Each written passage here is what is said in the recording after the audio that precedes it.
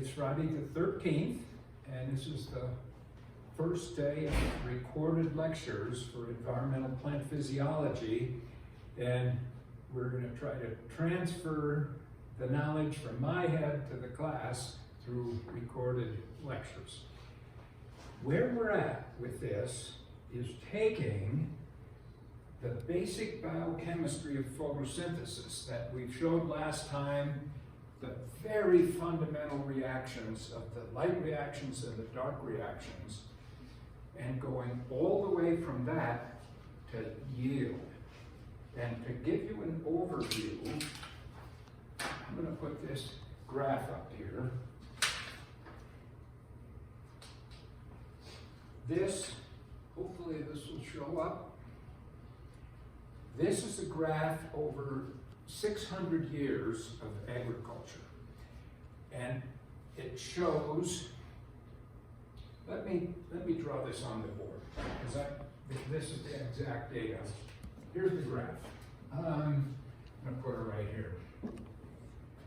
Here's 2020, and this graph shows 1400, so it's 600 years of agricultural yields. And the units over here are yield. So the first thing this shows is yield went, this shows rice in Japan and wheat in England, but the point is, these yields were going like that up to 1800, 200 years ago, and population, human population, shown in green, was going like that. And right at this point in time, Thomas Malthus appeared, M-A-L-T-H-U-S, and said, we're in big trouble.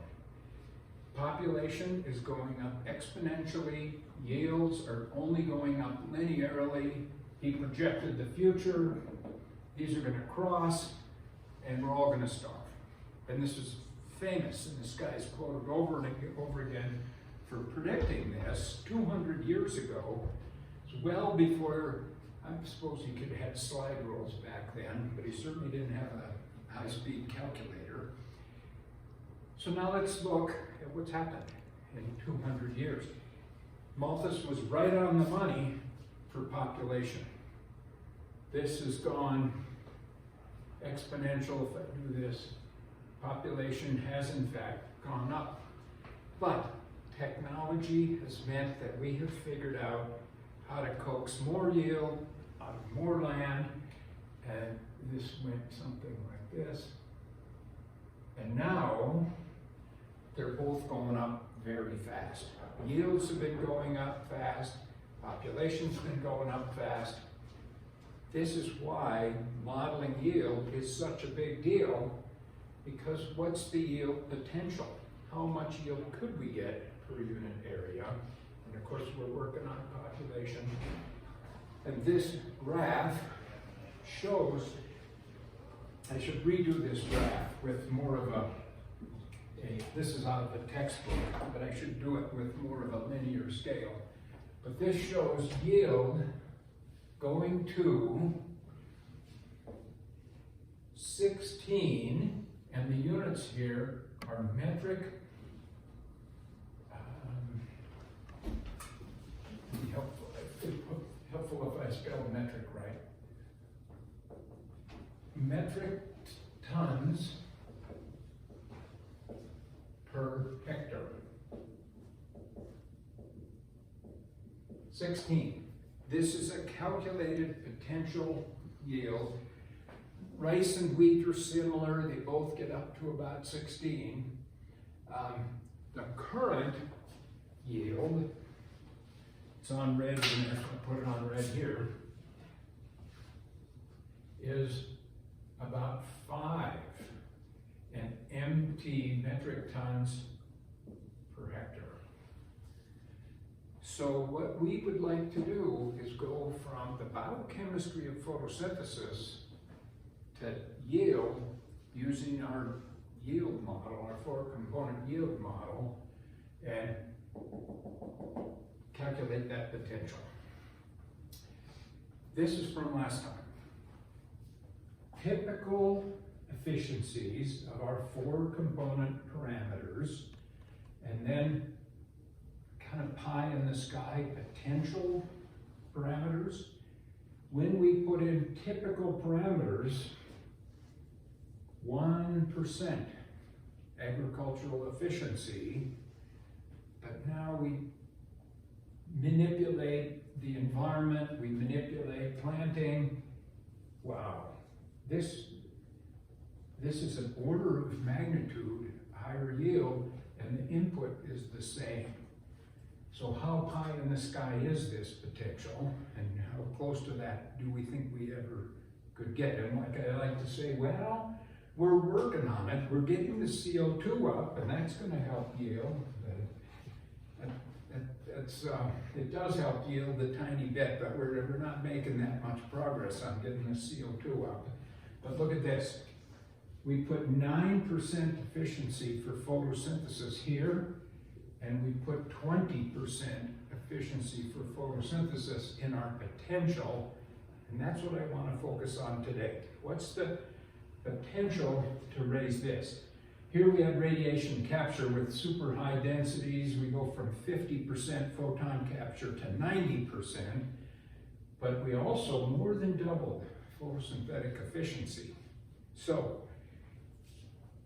if we look at, I'm reserved this little space right here to write this, that's yield. If we look at quantum yield of photosynthesis, then we can calculate the energy efficiency of photosynthesis. So what we're going to start with, right, we're going to make a chart, and we're going to put QI, quantum yield,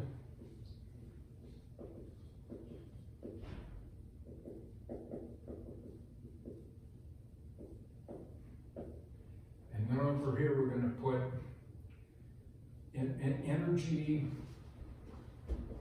efficiency.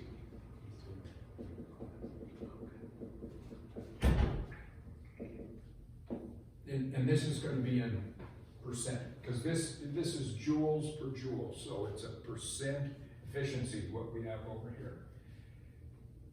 We know from the theoretical efficiency of photosynthesis, we can fix, I'll put this in detail, 1 mole of carbon in sugars for 9 photons. This is what we call the theoretical best efficiency. And of course, when you do this, the number comes out to be 0.11 as a decimal fraction. But let me erase that. That's correct, but I want to show how do we get from a quantum yield where we're measuring CO2 fixed per photon, because we measure both of these all the time. We do them in this lab all the time. How do we get from this to this, an efficiency, and this picks up from the last time, a mole of carbon is also a mole of CH2O. It's a 1-to-1 ratio, and we know that there are, look it up, 490 kilojoules of energy in a mole of carbon. This was when it is fixed in sucrose. Photons, we know sunlight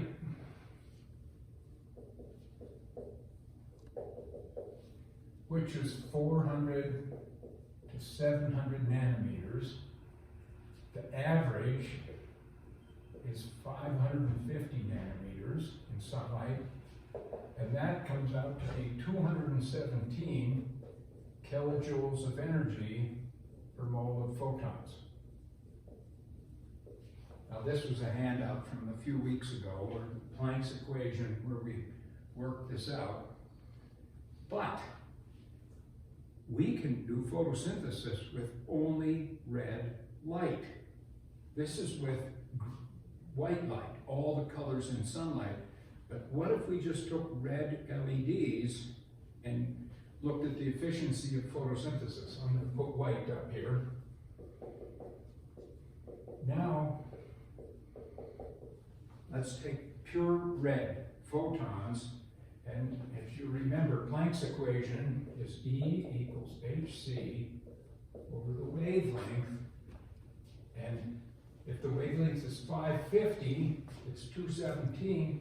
If the wavelength is 680, which is red photons, this number comes out to be 176 kilojoules per mole of photons. So these are lower energy photons, but they work just as well. One photon excites electrons. It doesn't have to be green, doesn't have to be blue, it could be red. So we can make photosynthesis really good if we give them red photons. Let's take this number over here and do 176 kilojoules per mole of photons. So photons cancels, moles of carbon cancels.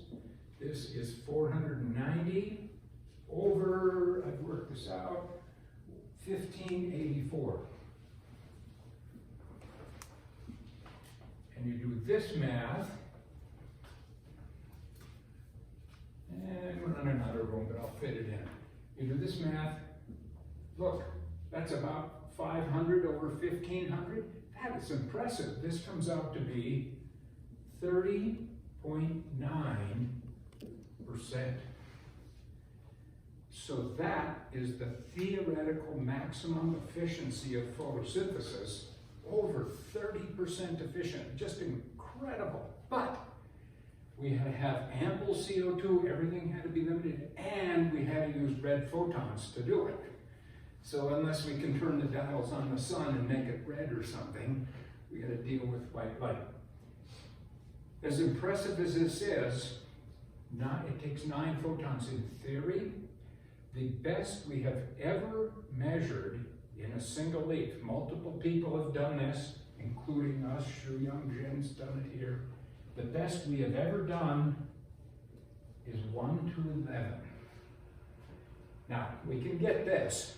There's some reasons we'll get into later where it takes a few more in practice than it does in theory.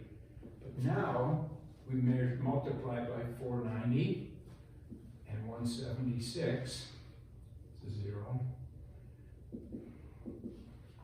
And we get, I'm going to put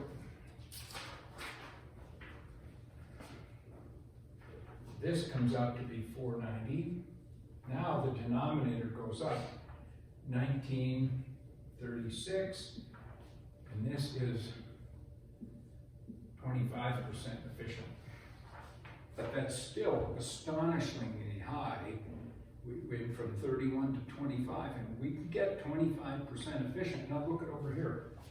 We're still higher than our potential here and way higher than the typical efficiency, but this gets a bit more challenging. How about we do sunlight? Red light's pretty theoretical. Now we do 111 quantum yield. Now we have to do times 490. Sucrose is, the energy in sucrose is still the same. But now we have to do times 217 because this is sunlight. And it's like, get real. Sunlight is what drives us. Quit putting red light in there to make yourself look good. Now we do this math, and we get 490 over 2387. Yep. Now the efficiency drops 20.5%.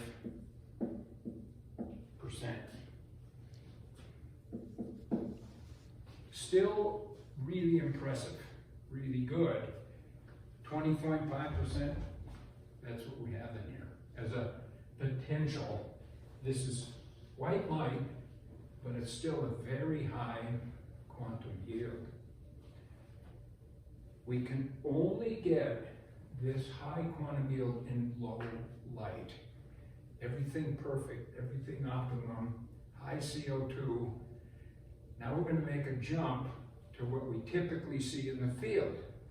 Low CO2 and higher light. So this is still potentially achievable, but how do we get from here to here? Let's see.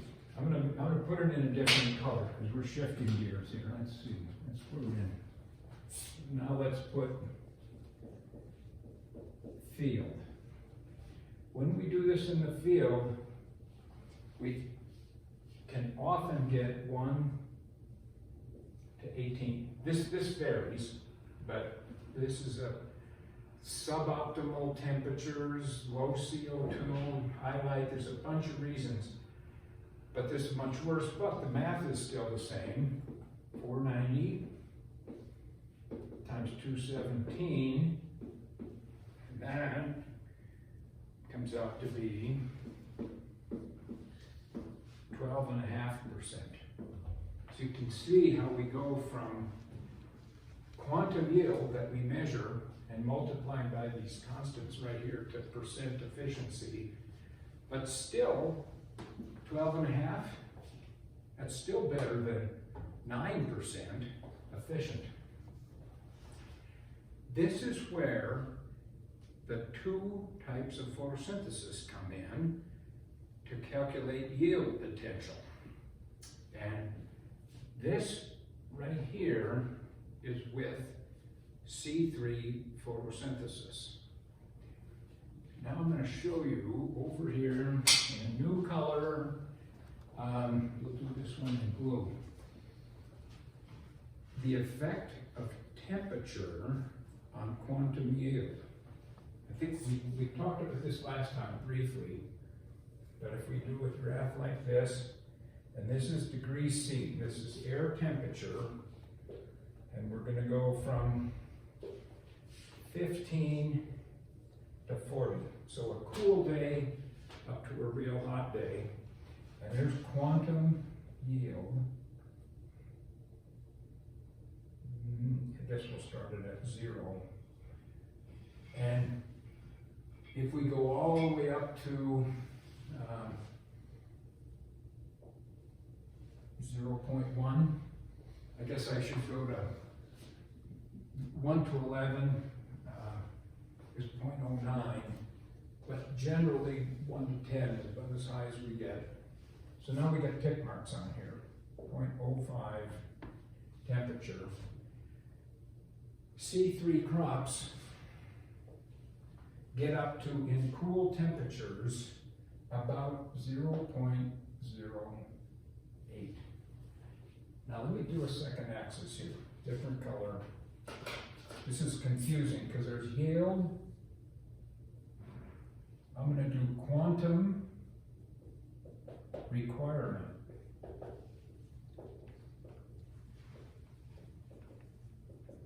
Because this is an inverse and yield is confusing. 10, 20, well, this would be infinity down here. So you can see these are the same thing. Quantum requirement is just 1 over quantum yield. So we're somewhere in between 10 and 20 in here. When we put C3 crops on here, this looks like that. This is a slight review from last time. When we put C4 crops on here, they look like this. And because of concentrating enzymes, C4 have a minimal effective temperature on photosynthesis, but temperature affects C3, and this line right here is about 25 degrees C, roughly. roughly above 25, C4 start to get a little better, below 25, C3 are a little better. Now how are we going to model yield on the planet when the line for C3 slopes? Well, we have to have temperature in the model so we can calculate the efficiency of photosynthesis. If we put C4 on here, let's do that. Here's field. I drew C4 in blue. 0.06, that the quantum yield for C4 is 0.06, pretty constant number, regardless of temperature. So 0.06 is 1 to 16. Now we do our math, times 490, times 217, and C4 comes out to 14.1%. So in this example, C4 beats C3, but really, I should put on here for C3, let's do pink. 1 to 18, in cool temperatures, C3 can do better than this. 1 to 8 is 1 to 12. Isn't that right? I think, yeah, we're 80, yeah. I'm going to slide it in here. 1 to 12, this would be C3 crops grown in cool temperatures and maybe a little bit of higher CO2. Ample water, ample nitrogen, everything good, just temperatures low.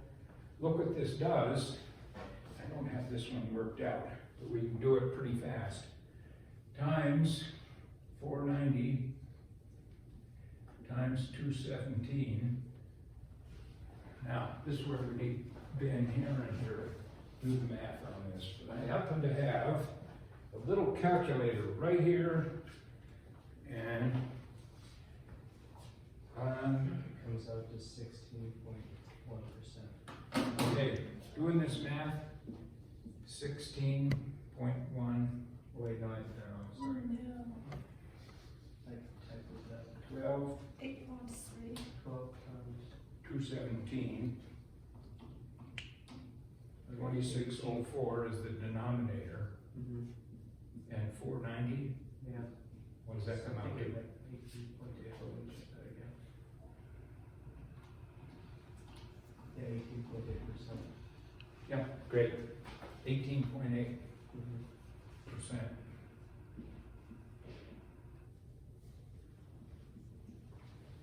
So this is variable. C3 plants are somewhere between roughly 12 and 19% efficient.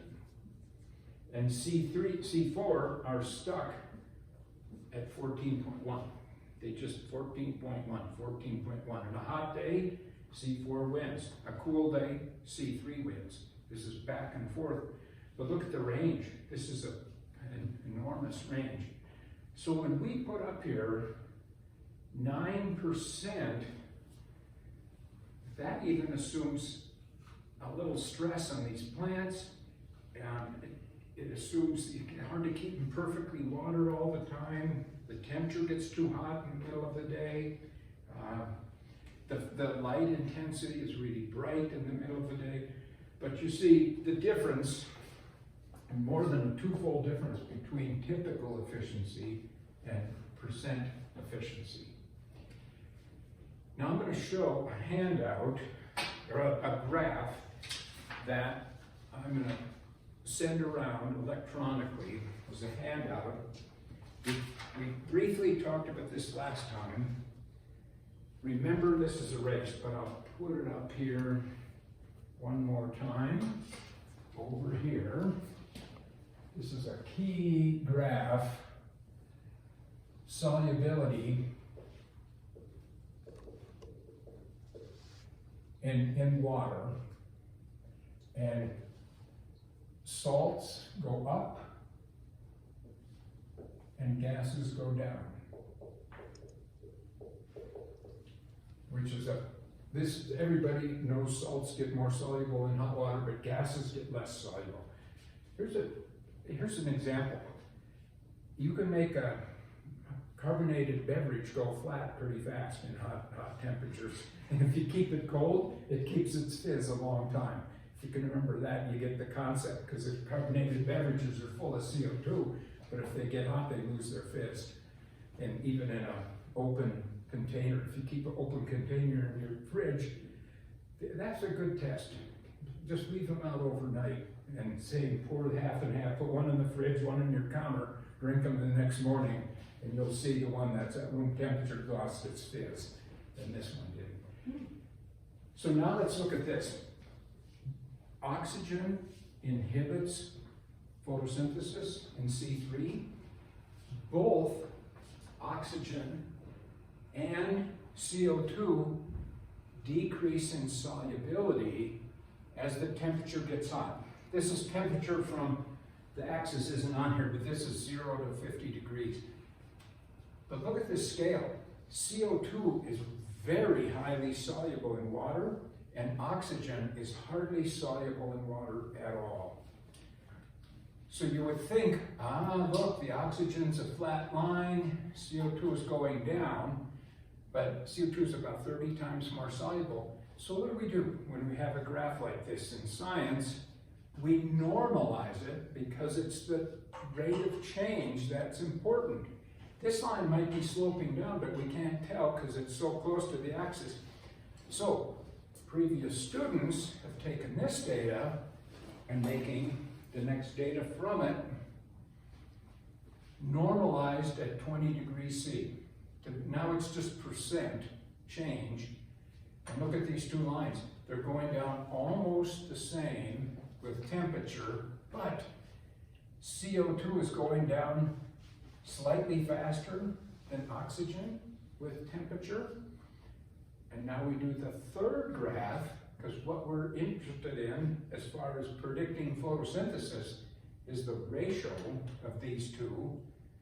And if we take, here you can see CO2 wins, here over here you can see CO2 loses, it's less. So we do the ratio, and 0 to 50, look at the ratio, goes from 1.2 to 0.8. This is the underlying physical reason that C3 plants do better in cool temperatures.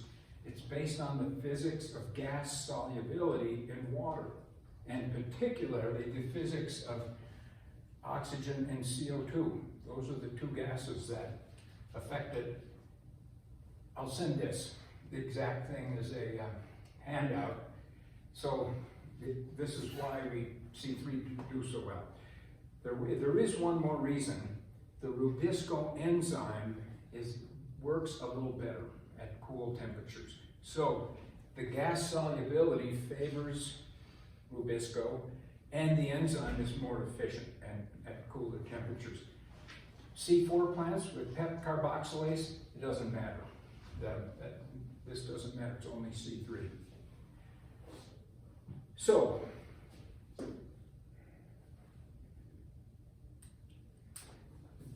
we have 10 minutes left.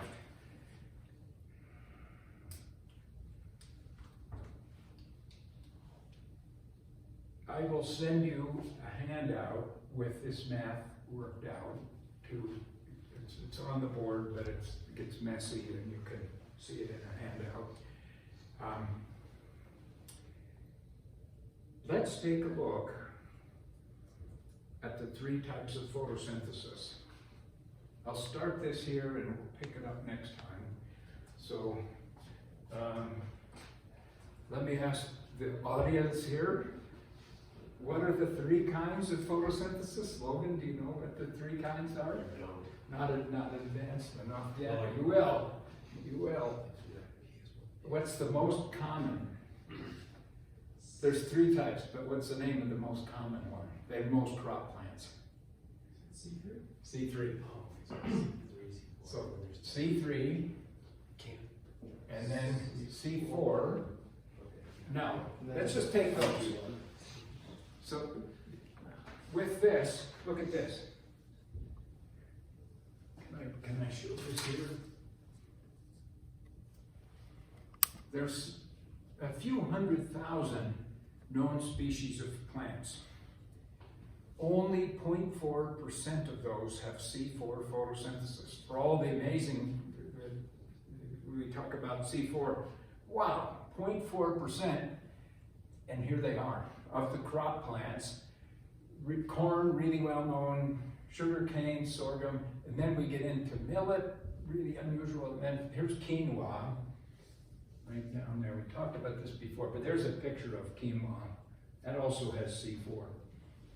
Really amazing that so few plants have C4 photosynthesis, but corn is a big crop plant, and so we'll take a look at that. The third one, Caitlin, do you remember the third one? Cam. Yep, there it is. I should put the dot on this side, I guess. There, and there. 3 types. All right. How do they work? To understand this,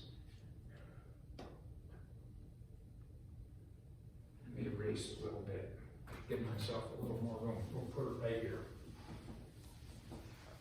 Right here. Now we have to understand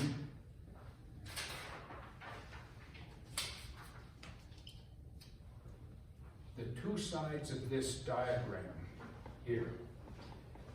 The light reactions of photosynthesis and the dark reactions of photosynthesis. So what I'm going to draw is this very simplified version of this. If we take this and we take, this is light reactions, RXN reactions. Water gets split into oxygen, and ADP, low energy phosphate, gets charged up to ATP. This is, you learn about this in dozens of introductory classes, but I'd like to think of this as a battery. If there's 2 phosphoruses on this, it's discharged.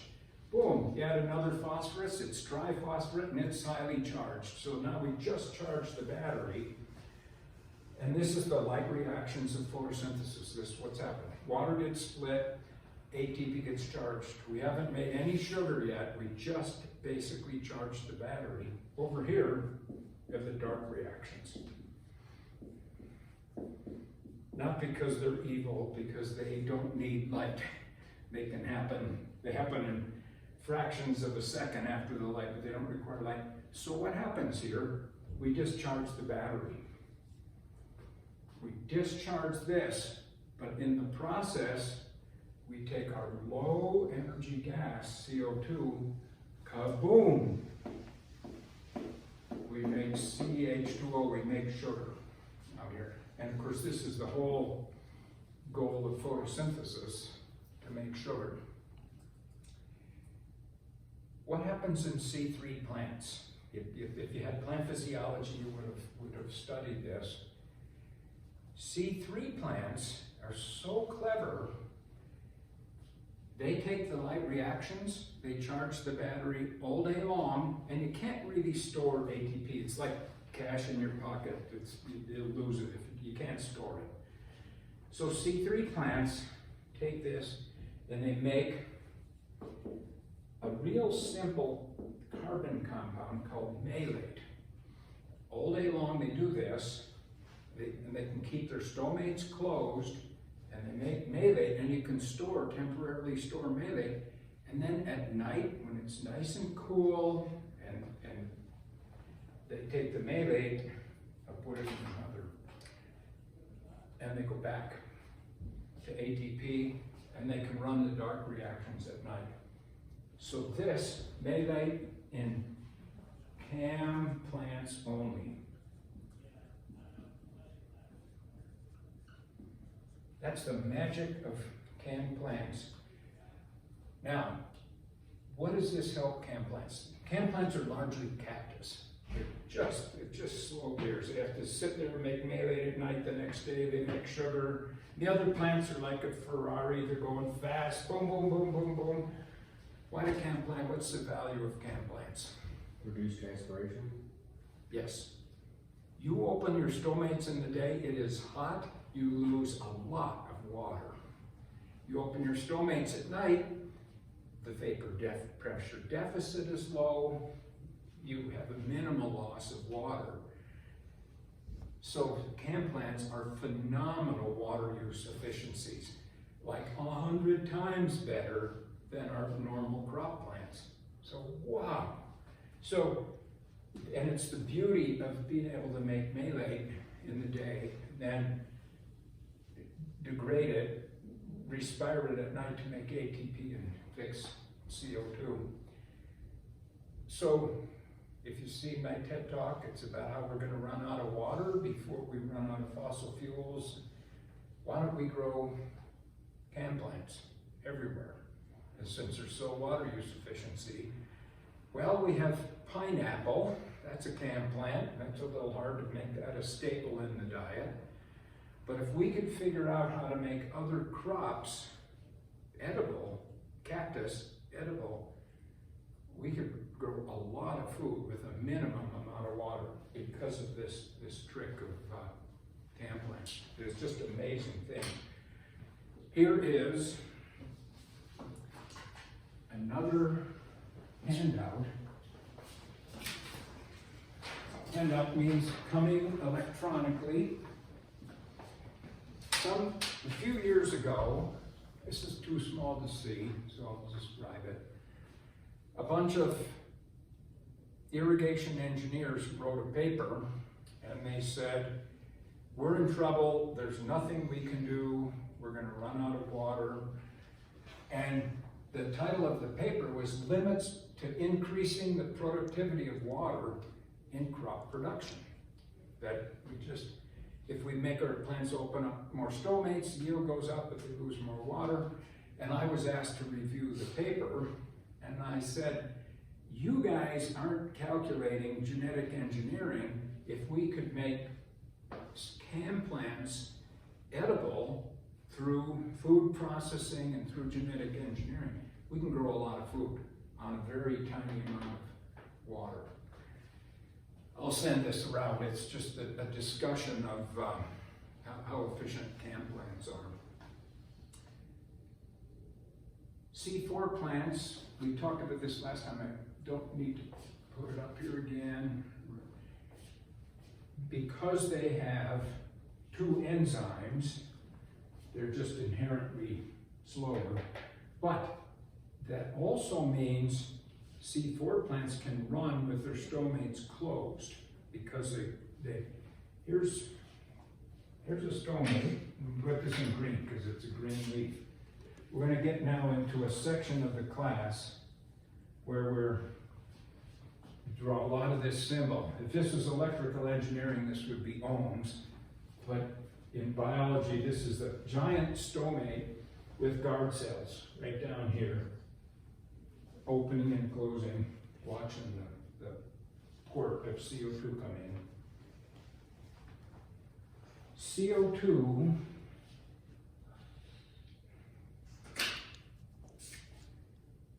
I'll just introduce this, we'll pick it up next time. We do H in here for water vapor. H is humidity, but we call this HI for inside the stomate, and then I shouldn't draw a line. By diffusion, the water vapor goes out and we have HA out here. This is an arrow. Water vapor in the air. You already calculated this for transpiration rate. The bigger this gradient, the more water comes out the leaf. Here's the amazing thing. Carbon is black, so we'll put this on here. We have C, the concentration of CO2 in the air, and this is called A, ambient, out here, and by diffusion, that gets in here, and then we have CI inside the leaf. We can measure this, we can measure this, we can measure that, and we calculate this. It's the ratio of these two that determines fundamentally from first principles that determines water use efficiency, the ratio of these two gradients. I'm going to write this down, then we'll stop, we'll pick it up next time. I'll put it here. Water use efficiency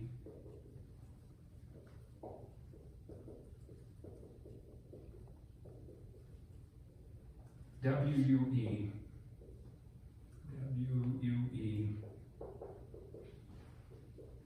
is delta CO2 over delta H2O. Right at a stomatal level, the ratio of these two numbers fundamentally determines water use efficiency. And we'll pick this up next time to show how to calculate those ratios. This also shows us why C4 plants are so phenomenally good. So we'll build on this. Put more accurate numbers in here, but then this also leads to a model for how much food can we get with the water that we have too. This model is excellent for how much food can we get for the amount of light we have, but we can use a similar model to say how much food can we get for the amount of water we have. What's the potential for that? And of course C4 plants shine and CAM plants really shine. So they all have their place. Here, I just thought of a graph. Water use efficiency, C3, C4, CAM, and going to go up like that. In fact, it almost goes up exponentially. But now, here's the problem. Now we're going to put yield on here. And this is going to go like that. So it's a trade-off. Are you out of water or are you out of sunlight and land? And both of those we can model.